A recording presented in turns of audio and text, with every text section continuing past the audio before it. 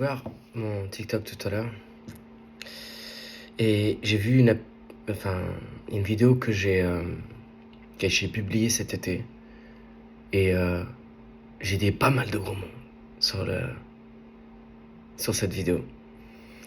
Reste là et tu vas comprendre. Je te demande, sauvegarde, abonne, like, partage-le à ceux qui ont besoin et tu comprendras par la suite.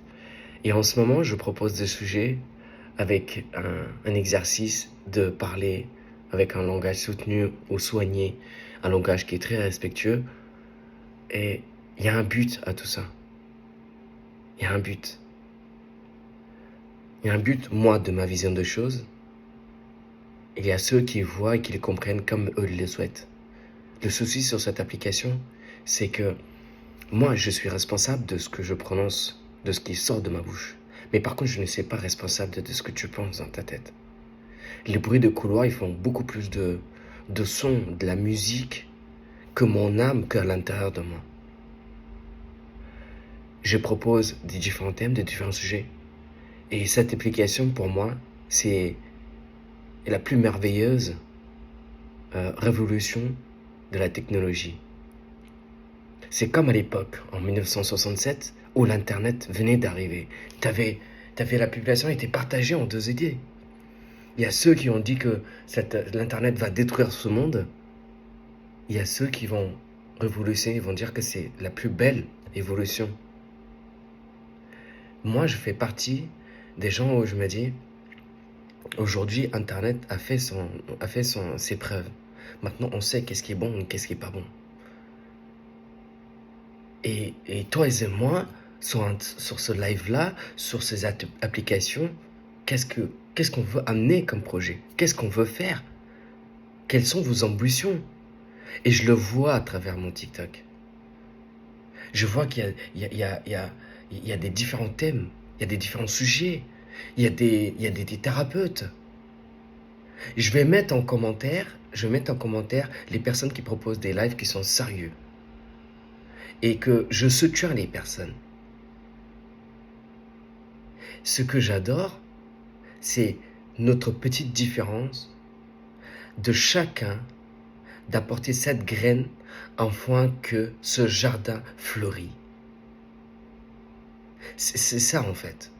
Dans ce jardin-là, il y aura des gens qui vont venir, qui vont pisser dans ton jardin.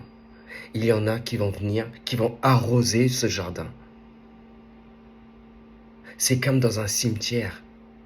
Si tu vas dans un cimetière, c'est ça, tu nettoies, les autres tombent. Et tu repars en laissant ta trace de bonheur, ta trace de la gentillesse, de la bienveillance. Ou tu vas venir pour détruire ce que les autres ont construit. Il n'y a pas 10 000 personnalités. Il y a ceux qui souhaitent grandir. Il y a ceux qui veulent rester dans leur zone de confort. Ce qui est plus beau dans cette application, c'est que moi, je vais sélectionner avec qui je vais grandir. Je vais sélectionner à qui, quand j'entends leur voix, ça me résonne, ça me fait de la réflexion. Il y a une certaine vérité.